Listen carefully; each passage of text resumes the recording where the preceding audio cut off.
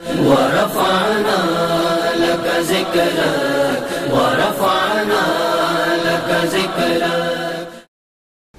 سر میرے اگلے سوال کا جواب تو آپ نے پہلے دے دیا. پہلے میرا اگلا سوال یہی تھا کہ آپ کے ادارے کے جو رفائی کام. اچھا آپ نے ابھی بلے شاہ کا ذکر کیا. ان کا ایک بہت مشہور لوگ کہتے ہیں بلیا یار نچ کے یار منا لا. لیکن دوسری طرف ایک طبقہ ہے جو کہتا ہے کہ اگر اس نے ایسے ہی ماننا تھا ٹھیک ہے تو پھر 72 شہداء کی قربانی سر نیزوں پہ اور 6 ماہ کے بچے کا تو پھر وہ بھی گھنگرو پہن لیتے ہیں.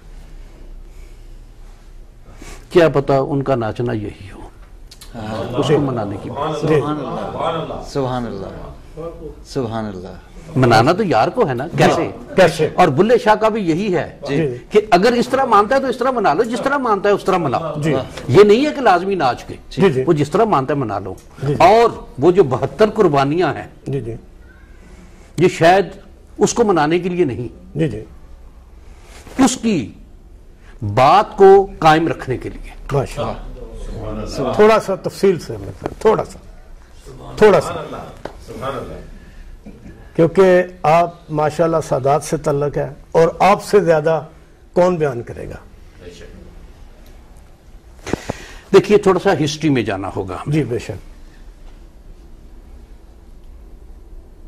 مکہ فتح ہوا. جی حبار بن الاسود مسلمان ہونے کے لیے آیا, جی معاف فرما دیا. ٹھیک. کعب مسلمان اس سے پہلے, کعب تو خیر پہلے آیا, حبار بن الاسود تھا یہ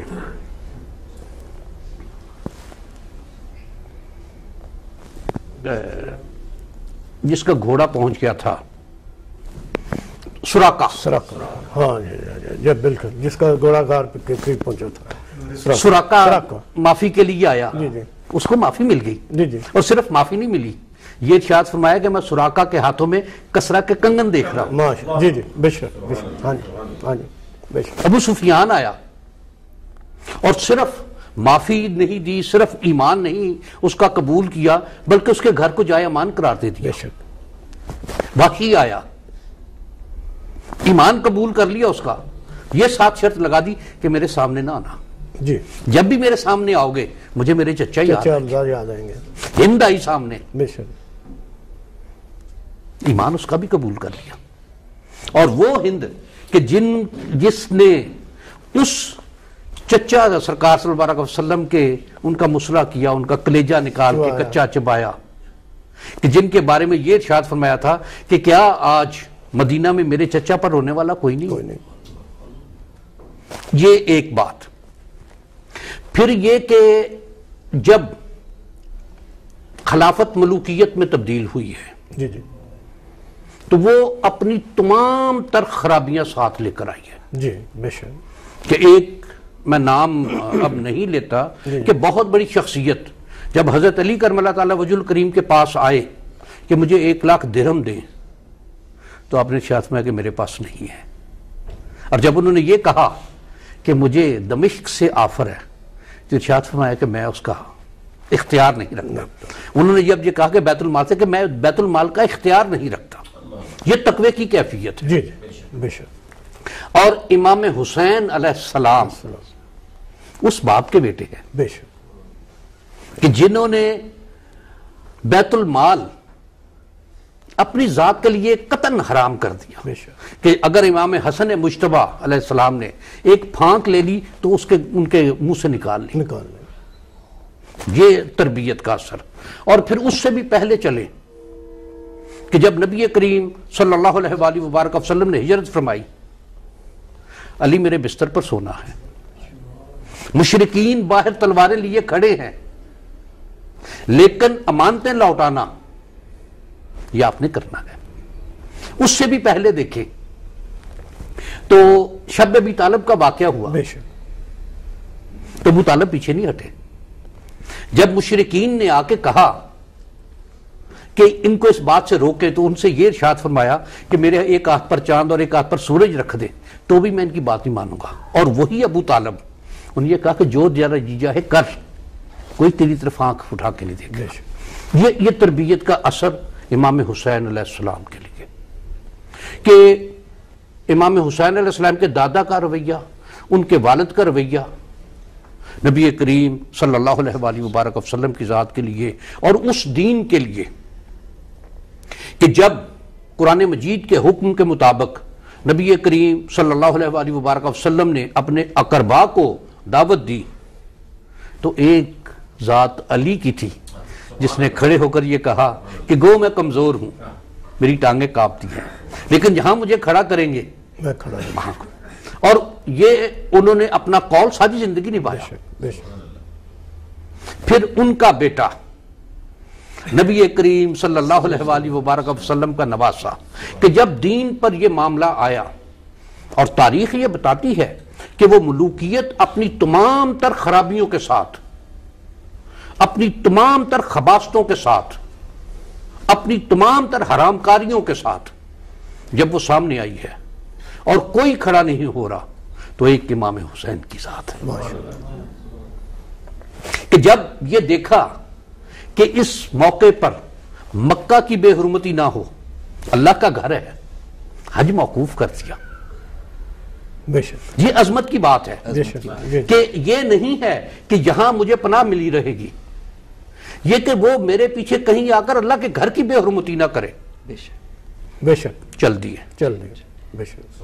اور میرا ایک یقین ہے, اور یقین سے آگے میرا ایمان کی حد تک یہ بات ہے کہ اگر حضرت امام چاہتے تو واقع کربلا نہ ہوتا. جی بے شک. لیکن اب جب تک قیامت نہیں آ جاتی, حسین ہے, یزید تھا, بے شک حسین ہے, یزید تھا, بے شک بے شک بے شک. آج بھی لبیک یا حسین کے نعرے لگتے ہیں. جی بے شک بے شک. اور ہزاروں نہیں, لاکھوں نہیں, کروڑوں لوگ لگاتے ہیں. بے شک بے شک.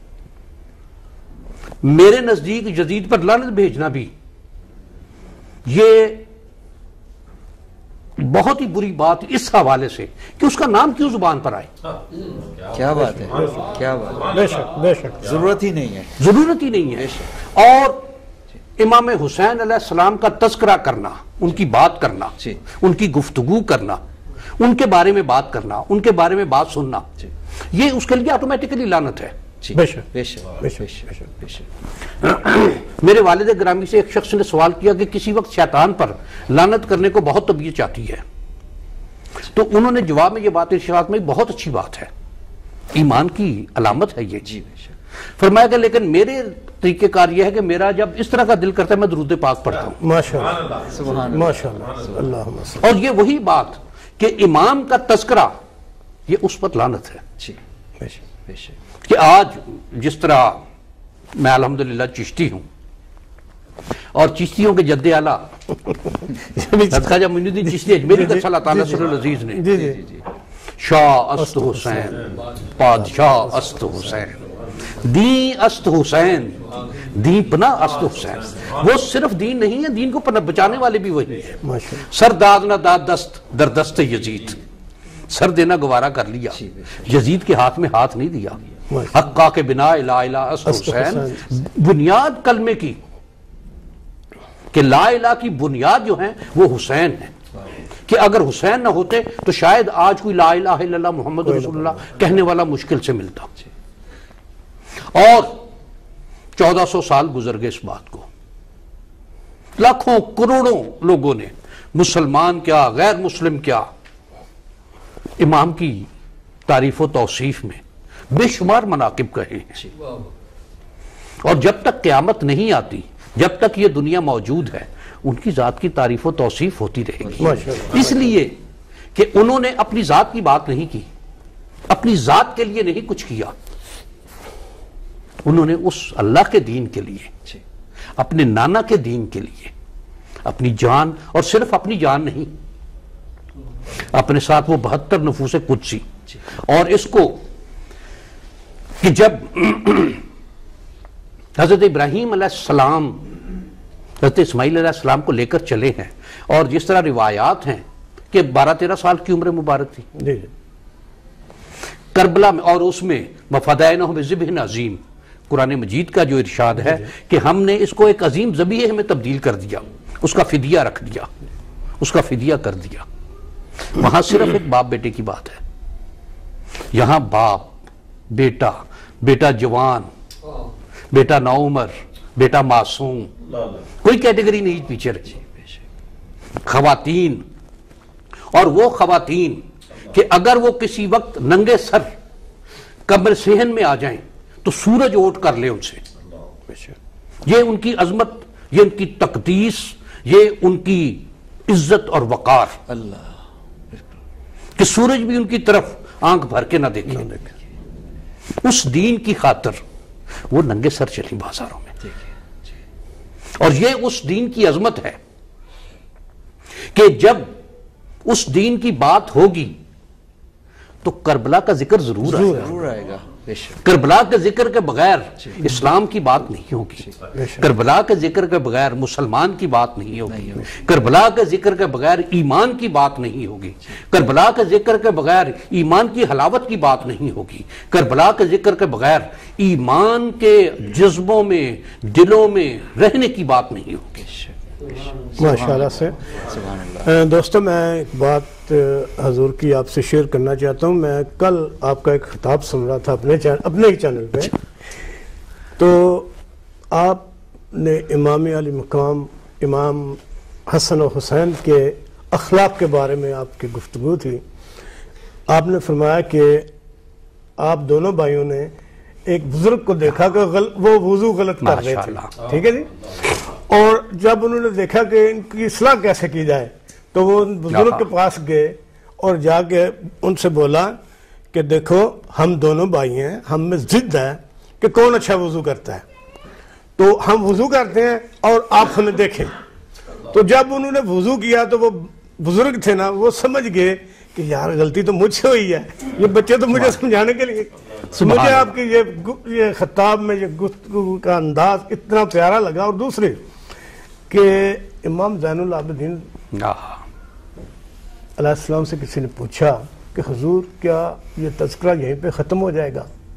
تو آپ نے فرمایا کہ جب بھی میری اولاد کے سامنے آپ ہمارا ذکر کرو گے کہ وہ تڑپ جائے گا، اور آج آپ نے تڑپ دیکھ لی۔ کیسے میں نے وہ کیا اس کو کہتے ہیں کہ بات ہی شروع کیا، اور قبلہ نے وہ اپنے، شاید آپ نے ان کے چہرے کے تاثرات نہیں دیکھے جتنے میں نے قریب سے دیکھے ہیں۔ تو قبلہ میں اگر آپ اجازت دیں تو اصغر چشتی صاحب سے گزارش کروں کہ وہ اس موقع پر اعظم چشتی صاحب کے وہ جو شہادت کے بارے دوڑے ہیں وہ ایک دو سنا دیں، تو اس کے بعد ہم دوستوں سے ایک دو کویسچن لیں گے، تو ایک دو کویسچن اور کر کے ہم اس کو وائنڈ اپ کریں گے۔ صلی اللہ علیہ یا رسول اللہ وسلم علیہ یا حبیب اللہ۔ دساں کتھوں تیک رسائے حسین دی خالق حسین دائے خدائے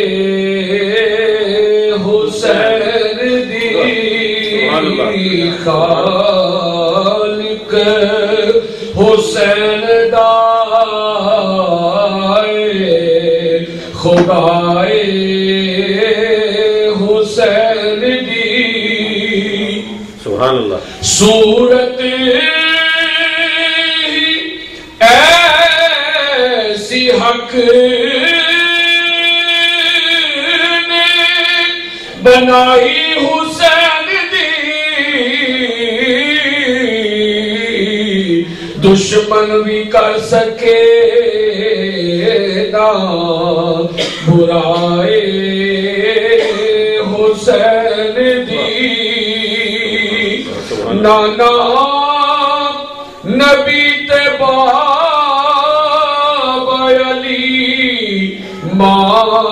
فاطمہ سبحان اللہ نانا نبی دے باب علی مائے فاطمہ اور اس تو اتے کی بڑائے حسین دی کہنی لیو جا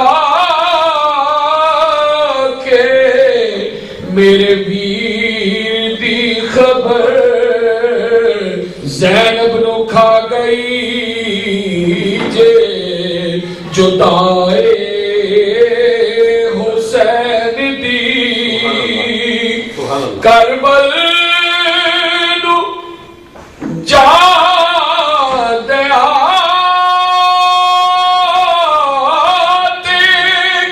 زمانے میں کیا مڑ کے نہ کرنو آئی مڑ کے سواری کرنو نہ آئے حسین دی آزم اے بندگی میرے حصے چیا گئی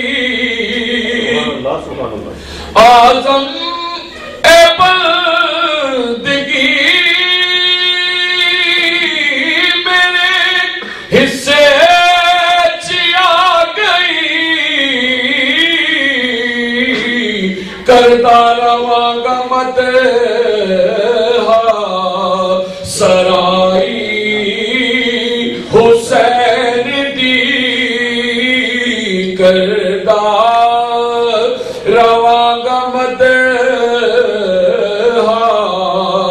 سرائی حسین دی کی دسا کتھوں تیگ رسائے حسین دی خالق حسین دائے خدائی حسین دی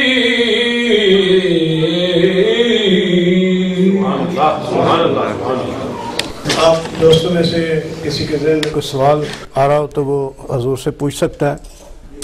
کون پوچھنا چاہیں گے؟ میرا سوال یہ ہے کہ نماز میں کنسنٹریشن کے لیے آپ کیا مشورہ دیں گے؟ نماز میں دنیاوی خیالات نہ آئیں.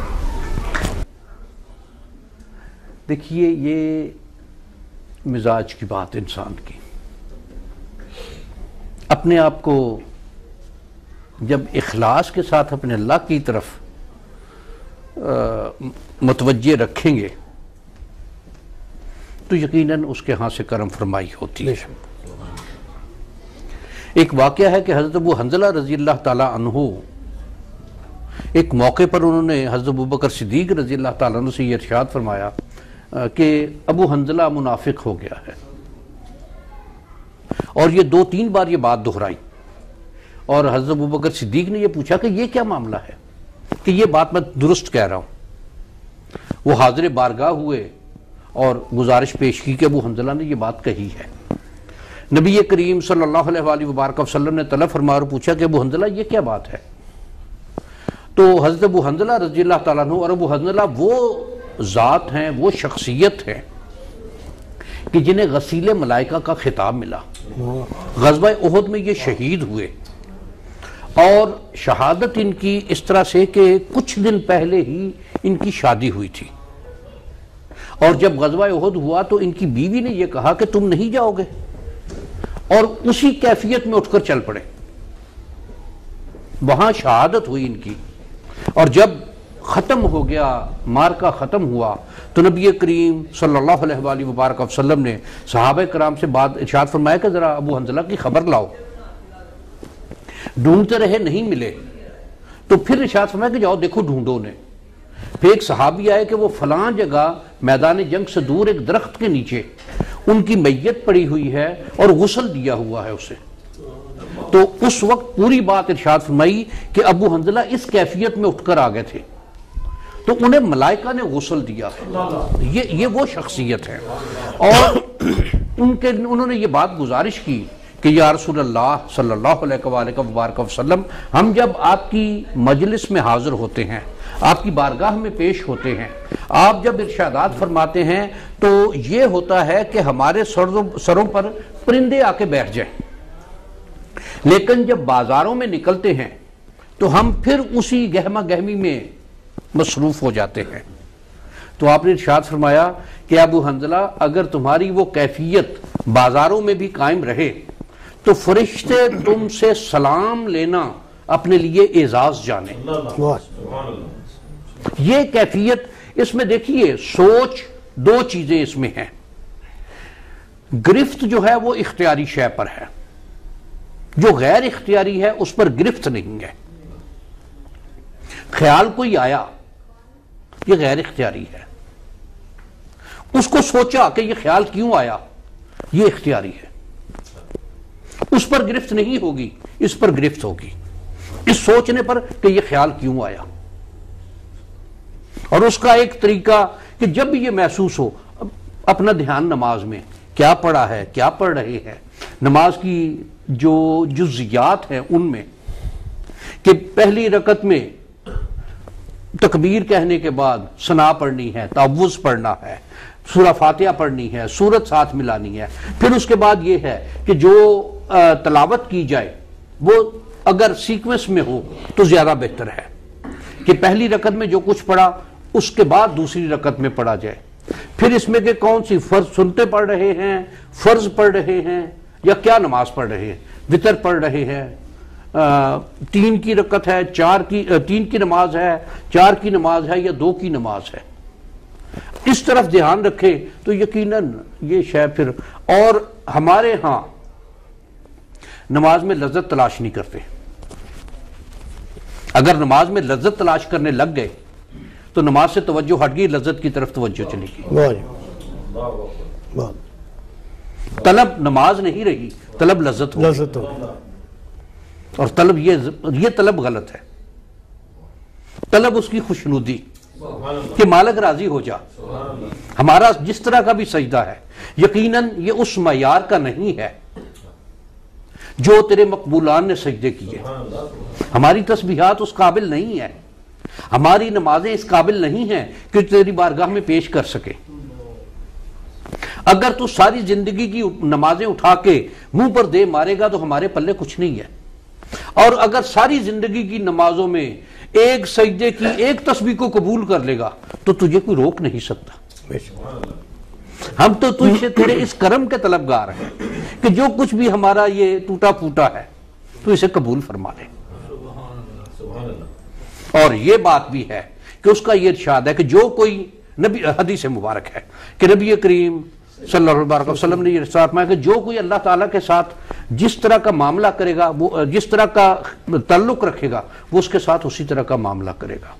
جبار و قہار یقیناً اس کی صفات ہے، لیکن میں اس کے رحم، اس کے کرم، اس کے عنایات کا طلبگار ہوں. اور اس کی بارگاہ میں یہ استدعا کہ بار الہا تیری جباری و قہاری کا میں متحمل نہیں، میرے بس میں، میرے برداشت میں یہ بات نہیں ہے.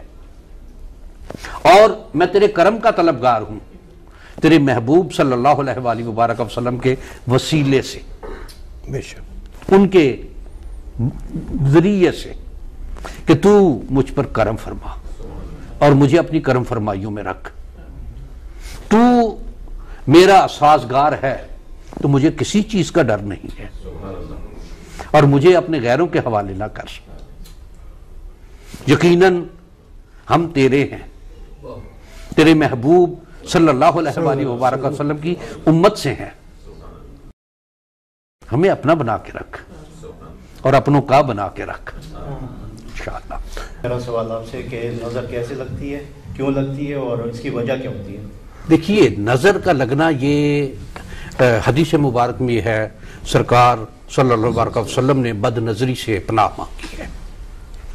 یہ نظر لگتی ہے یہ، اور اس کے لیے ایک حسد کی دوسری قسم ہے، یا دوسری قسم نہیں، یہ حسد ہی کی ایک قسم ہے کہ کسی کے پاس کوئی ایسی شے دیکھی تو اس میں، اور کچھ لوگ ایسے ہیں کہ ہمارے پنجابی میں جو ایک لفظ کہا جاتا ہے کہ پتھر پھاڑ نظر، ہیں ایسے لوگ کہ یہ ادھر اس نے کسی کی تعریف کی اور اتنی بد مزاجی سے تعریف کی کہ شاید چند لمحے نہیں گزرتے اس پر اثرات آ جاتے ہیں. یہ شے اس کے لیے جو ہر طرح کے معاشرے میں مختلف قسم کے انداز اور طریقے اختیار کیے جاتے ہیں.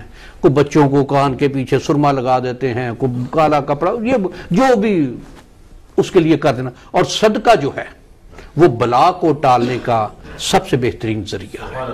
قبلہ آج کے دور میں ہم مسلمان جس ذلت اور رسوائی سے گزر رہے ہیں جی دنیا میں، جی ان حالات میں ہمیں کس قسم کے رہنما، کس قسم کی رہنمائی چاہیے جو ہمیں اس ذلت اور رسوائی سے نکال کے ہمیں اپنے مقام پہ واپس لے کے آئے؟ دیکھیے، کچھ چیزیں یا باتیں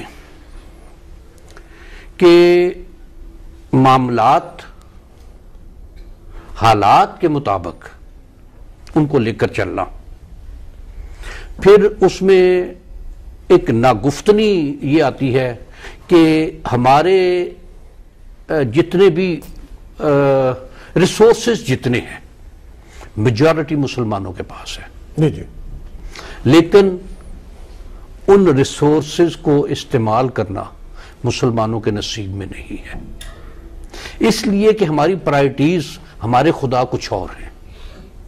جی، ہم بجائے اس خدائے لم یزل پر بھروسہ کرنے کے بجائے کچھ اور طاقتوں پر بھروسہ کرتے ہیں کہ وہ حفاظت کریں ہماری، وہ ہماری حکومتوں کی حفاظت کریں، وہ ہمارے مال و دولت کی حفاظت کریں. اور ان کا یہ مال و دولت کی حفاظت کرنا، اس کا وہ جو کچھ وصول کرتے ہیں وہ شاید ہماری توقعات اور سوچ سے کہیں زیادہ ہوتا ہے. اور اسی شے نے ہمیں ان قوموں کا، ان ملکوں کا، یا ان حکمرانوں کا، یا ان سماجوں کا مقید کر دیا ہے کہ جن کی مرضی کے بغیر ہمارے لیے سانس لینا مشکل ہے. یہ شے اس میں، اور اب اس میں جو دوسری بات آتی ہے کہ شاید مسلمانوں کو جس طرح مسلمانوں نے اپنے عروج کے دور میں جو کچھ علم ان کے پاس تھا انہوں نے تقسیم کیا، آج مسلمانوں پر قدغنے ہیں، رکاوٹیں ہیں کہ وہ ایسے علوم جن سے آگے نکلا جا سکتا ہو ان کی ان پر پابندی ہے. اور آج بھی ہمارے ہاں یہ بات ہو رہی تھی، ایک یا دو لوگ ہوتے ہیں ایسے جو کسی معاشرے کو بنا دیتے ہیں یا بگاڑ دیتے ہیں. مثلا یہاں کا وہ جانی دا ایپل سیڈ، اس نے کسی سے لے کی تمنا نہیں کی، اس نے کام کر دیا. اور مغلوں میں شاہ جہاں نے ایک شخص غیر مسلم، غیر ملک سے آیا اس کے پاس، اس نے ایک علاج کیا، اس کا ٹھیک ہو گیا وہ. اور جب بادشاہ سلامت نے حکم فرمایا کہ مانگ، کیا مانگتا ہے، تو اس نے اپنی ذات کے لیے کچھ نہیں مانگا، جی، قوم کے لیے مانگا. اس نے اپنی قوم کے لیے مانگا کہ میری قوم کو یہاں تجارت کا حق دے دو. اور وہ حق وہ دیا جانا اس کے 200-250 سال بعد اس ایک انگریز کا کام کیا ہوا کہ اپنی ذات کو نفی کر کے اس نے اپنی قوم کے لیے مانگا، تو ان لوگوں نے پورے ہندوستان پر حکومت کی. بے شک ایک یا دو افراد ہوتے ہیں جو کسی قوم کو بنا دیتے ہیں یا بگاڑ دیتے ہیں. شاہ جہاں اتنی بڑی سلطنت، اس کا ایک فیصلہ اس سلطنت کو بہا کر لے گیا. اس ایک شخص کی جو اپنے آپ کو ایک طرف کر لینا ہے، اس نے اس کی قوم کو کہاں سے کہاں پہنچا دیا. تو یہ اللہ کرے ہمیں کوئی ایسا لیڈر ملے، ایسا حکمران ملے، ایسے لوگ مل جائیں کہ جو میگ سے ہٹ کر ہم کے لیے بات کریں. پاکستان میں اتنی بڑی تعداد میں علماء کرام، مشائخ کرام، کیا وہ اس سلسلے میں کوئی اپنا رول ادا کر رہے ہیں؟ دیکھیے بات وہ وہی آ جاتی ہے، میں نے جو گزارش کی ہے کہ میں کے بجائے ہم کی بات کرے، جو ہم جی جہاں ہم کی بات ہوگی پھر فرد پیچھے رہ جاتا ہے، قوم آگے ہوتی ہے. وہاں پہ قوم پیچھے ہے، قوم پیچھے ہے، فرد آگے ہے. بے شک بے شک. تو قبلہ جہاں پہ ہم لوگ یونائٹڈ اسٹیٹ میں بات کروں گا کیونکہ ہم ادھر ہی رہ رہے ہیں، یہاں پہ جو فیملیز کے متعلق میں عرض کرنا چاہتا ہوں کہ بچوں کے بارے میں یہاں پہ ایک بہت بڑی ہمارے لوگوں کو فیملیز کو پرابلمز ہیں. ایک تو ہم کھل کے بات نہیں کرتے ایک دوسرے کے ساتھ بچوں کے بارے میں.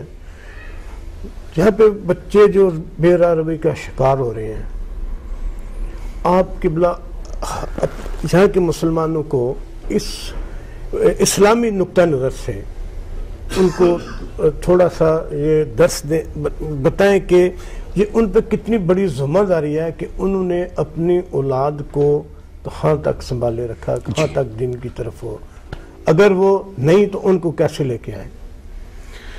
دیکھیے اس شے کے بہت سارے اسپیکٹس ہیں. جی. اب مثلا جو یہاں آ رہا ہے یا پروگرام بنا رہا ہے، اس کے ذہن میں اس کو یہ پتہ ہے بات کہ وہاں اولاد کے حوالے سے یا بچوں کے حوالے سے یہ مشکلات آئیں گی. جی احساس ہے اسے. اگر وہ پھر بھی اس بات کو تسلیم کرتا ہے تو اس کا مطلب ہے کہ یا تو وہ اس سے بالکل لا تعلق ہے یا وہ اوور کانفیڈنٹ ہے. جی. اب دونوں چیزیں جو ہیں وہ غلط ہیں. ہمارے ہاں جو مطلب میں آبزرو کر سکا ہوں کہ وہ یہ ہے کہ یا تو والدین اولاد کو بالکل چھوڑ دیتے ہیں یا بہت زیادہ سختی کرتے ہیں. دونوں چیزیں غلط ہیں. ایک میانہ روی ہونی چاہیے. جی. کہ ایک اور اس کو یہ اس میں میرا خیال کوئی جھجکنے والی بات نہیں کہ ہمارا معاشرہ، پاکستان کا معاشرہ بھی ایک وہ جو فیملی سسٹم تھا وہ ٹوٹتا ہوا نظر آ رہا ہے. جی. کہ ایک ہی گھر میں 6 لوگ ہیں، ایک ٹی وی لاؤنج میں بیٹھے ہوئے ہیں، لیکن 6 لوگوں کی نظریں مختلف سمتوں میں ہیں.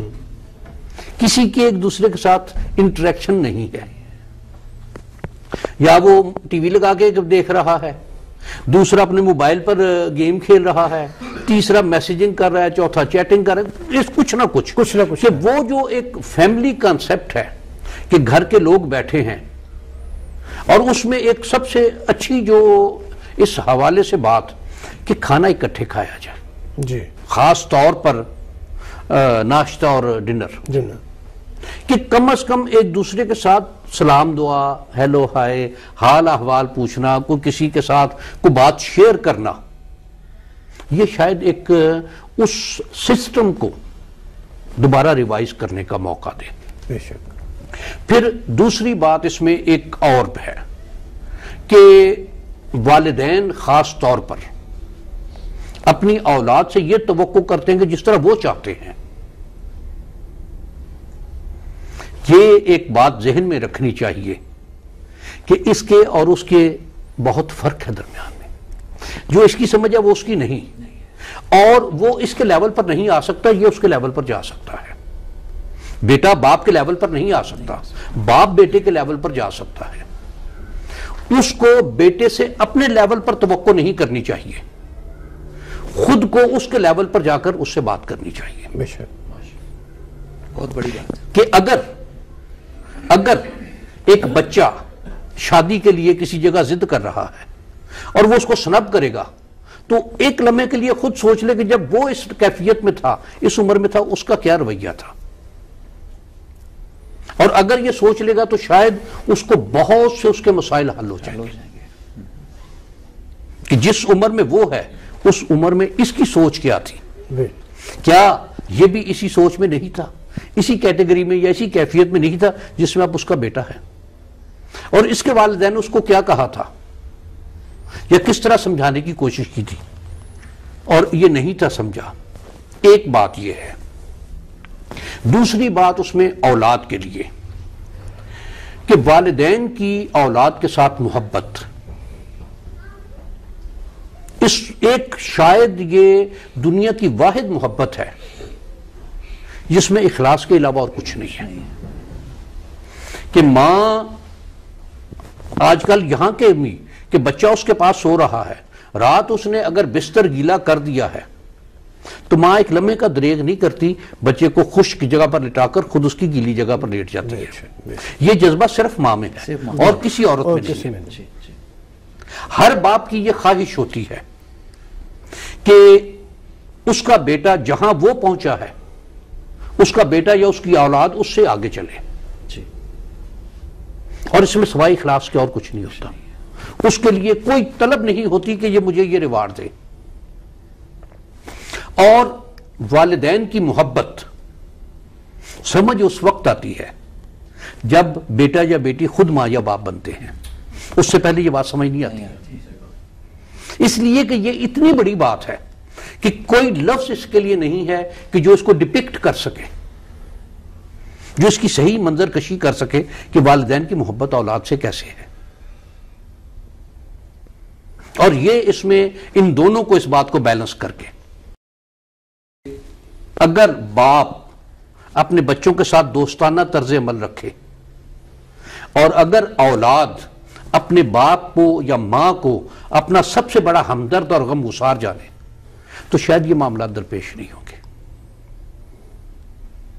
اور مالک تعالیٰ ہمیں اس بات کی توفیق عطا فرمائے۔ آمین آمین آمین آمین۔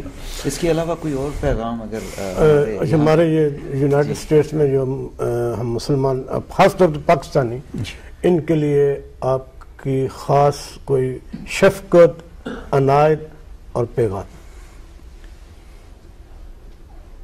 ایک بات گزارش کروں گا، جی، ہمارے ملک نے ہمیں کیا دیا اور ہم نے اپنے ملک کو کیا دیا۔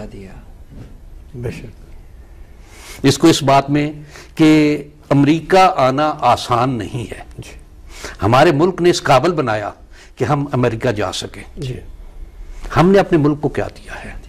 اور میں ایک بات جو میرے مشاہدے کی ہے کہ خاص طور پر ہمارے لوگ، کیا ہم نے سوائے گالیوں کے اور تانوں کے کچھ دیا اپنے ملک کو؟